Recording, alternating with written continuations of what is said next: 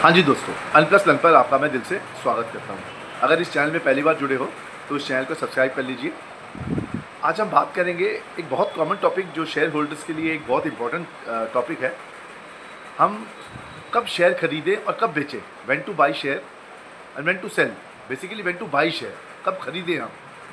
तो इसमें हम देखेंगे कि विजय केडिया साहब हैं, जो आप सब जानते हो, बहुत बड़े इन्वेस्टर हैं शेयर बाज़ार में। उन्होंने कहा है कि अगर कोई कह रहा है कि उसे पता है कि बॉटम कहाँ है और टॉप कहाँ है, तो या तो वो भगवान है या तो वो झूठ बोल रहा है। तो ये एक मिथ है जो मैं आपको शुरुआत कर रहा हूँ इस चीज़ से। हम सोचते हैं कि हर इन्वेस्टर, जो ये इन्वेस्टर है वो यही सोचेगा कि मैं सबसे बॉटम में ख़रीदूँ और सबसे टॉप में बेच लूँ, फिर वो नीचे आए फिर ख़रीदूँ और फिर बेच लूँ। ये हर बंदे की आकांक्षा होती है कि हम ये करें। अब एग्जांपल मैं दे रहा हूँ केडिया साहब की, जिन्होंने तेजस नेटवर्क लिया था। उन्होंने जब लिया, शेयर तकरीबन 400 रुपये के आसपास लिया, उन्होंने 1000 करोड़ रुपए इन्वेस्टमेंट की थी और वो 90% क्रैश हो गई थी। ठीक है जी, 90% क्रैश हो गया शेयर, 400 रुपये का 90% क्रैश। और उसके बाद उन्होंने वही शेयर फिर आप देखोगे प्रॉफिट में ही बेचा बाद में, लेकिन उनको कॉन्फिडेंस थी उस शेयर में कि वो गिरा है लेकिन वो ऊपर जाएगा। तो उन्होंने जब बेचा 2026 में 975% गेन के साथ बेच दिया उस शेयर को। उनको पता था कि ये शेयर 5 साल बाद उन्होंने बेच के पैसा कमा के निकले वहाँ से। तो उनको पता था ये शेयर क्या है, उसका बिजनेस क्या है। बेसिकली हमने देखना होता है बिजनेस क्या है, हम बिजनेस देखते ही नहीं है, हमने बिजनेस ही देखना होता है, मेन उसी पे मेन होता है फोकस, जैसे केडिया साहब ने किया है। अब वो तो एक आपको एग्जांपल दिया हो, अब आप एग्जांपल एक और ले लो, झुंझुनवाला साहब का एग्जांपल ले लेना। उन्होंने भी फेडरल बैंक लिया था और उन्होंने तकरीबन 100 रुपये में लिया था और अच्छे भाव में बेच के निकल गए, उन्होंने भी अच्छा पैसा कमाया। तो अब बेसिक बात यह है कि हम सोचते हैं कि हम जो शेयर हैं वो, कंक्लूजन ये है कि कब हम बेचें और कब हम खरीदें। ना हमें टॉप का पता चल सकता है, ना हमें बॉटम का पता चल सकता है, क्योंकि जो इतने बड़े बड़े इन्वेस्टर, इनके पास इतना पैसा, इतने इन्वेस्टिंग करते हैं, ये उनको नहीं पता चल पाया। तो हमें तो असंभव है पता चलना, ये किसी को नहीं पता चल सकता कि टॉप का है बॉटम का है। हमें देखना है बिजनेस क्या है, शेयर का बिजनेस क्या है, बेसिकली क्या काम करता है। और चलो ठीक है, हमने बिजनेस समझ लिया, किसी शेयर का बिजनेस समझ लिया, हम सोचते हैं चलो कब खरीदें इसको या कब इसको एवरेज करें, यही सोचते हैं हम। समझ लो कोई एक शेयर है, ए शेयर है, और हमने समझ लो उसको 50 रुपये में लिया हुआ है, ठीक है, या 100 रुपये में लिया हुआ है। अगर 100 रुपये में लिया है, अगर वो शेयर 90 रुपये में आ जाता है, हम सोचते हैं चलो 90 रुपये में आ गए, इसको एवरेज कर लेते हैं। ऐसे एवरेज नहीं किया जाता। हमें देखना होता है कि अगर वो नीचे शेयर गिर रहा है तो किस पर्पज़ से गिर रहा है, वो क्यों गिर रहा है शेयर। ये नहीं कि 90 में आ गया तो वो उठा लो उसको। हमें देखना है कि उसका जो रीज़न है एक्सटर्नल है या इंटरनल है।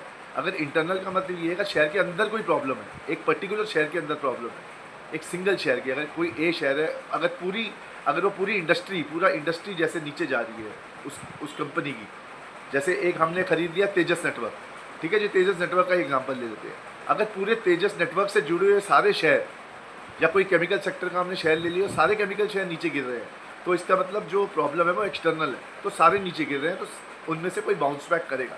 ठीक है जी। लेकिन अगर कोई समझ लो केमिकल सेक्टर का हमने ले लिया है, या हमने नेटवर्किंग का सेक्टर ले लिया, जैसे रिलायंस है, भारती एयरटेल है, तो अगर दोनों गिर रहे हैं तो ठीक है। लेकिन अगर कोई एक गिर रहा है, समझ लो रिलायंस ही गिर रहा है, तो फिर हमें पता होना चाहिए कि रिलायंस क्यों गिर रहा है, या भारती और ये दोनों गिर रहे हैं। तो ये है एक्सटर्नल इंटरनल। अगर इंटरनल किसी चीज़ में दिक्कत आ रही है तो उस शेयर को रुकना चाहिए, हमें उसकी स्टडी करनी चाहिए कि क्यों गिर रहा है वो, तभी हमें उसमें दोबारा एंट्री लेनी चाहिए। नहीं तो हम उस शेयर में एंट्री नहीं लेंगे जब तक हमें पता नहीं चले कि उसका रीज़न क्या है गिरने का, क्योंकि वो कहीं ना कहीं जाके बॉटम बनाएगा। और जैसे हम, ये तो हो गया हमने नीचे जा रहे हैं शेयर, और सब हम दूसरी साइड पे देखो, फ्लिप साइड पे, अगर कोई शेयर हमने 100 रुपये में खरीदा, 500 रुपये हो गया, 500 रुपये से 1000 रुपये हो गया, तो वो ऊपर जाई जा रहा है, हमें तो पता नहीं चलेगा वो कहाँ जाके टॉप बनाएगा। तो उस समय हमें ये देखना होता है कि वो शेयर ऊपर जा रहा है, लेकिन हर जो शेयर ऊपर जाएगा, कोई भी शेयर पकड़ लो, L&T पकड़ लो, कोई भी बड़ी से बड़ी कंपनी पकड़ लो, उसको एक ना एक दिन एक टाइम आएगा जब वो नीचे आएगा शेयर, तभी हमने उसको शेयर को उठाना होता है। जैसे अभी का समय आया हुआ, जैसे वो शेयर, कोई भी शेयर जो ऊपर जा रहा है, वो ज़िंदगी भर के लिए ऊपर नहीं जाएगा। कभी ना कभी आके वो कहीं ना कहीं, जब शेयर बाज़ार गिरेगी, जैसे अभी गिर रही है, तो एक्सटर्नल प्रेशर बोलते हैं इसको, तो वो भी गिरेगा।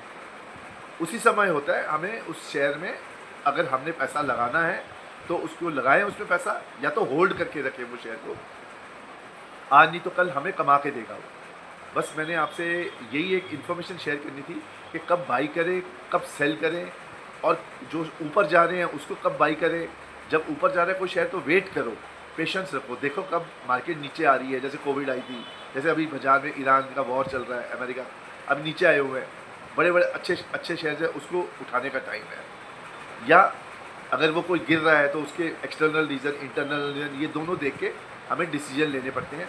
तो बस मैंने आपसे ये पॉइंट शेयर करनी थी। तो आप, आई होप आपको कुछ इसमें से अच्छी इन्फॉर्मेशन मिलेगी, और अगर आपको लगे कोई अच्छी इन्फॉर्मेशन तो प्लीज़ मेरे चैनल को लाइक और सब्सक्राइब कीजिए। धन्यवाद, थैंक यू सो मच।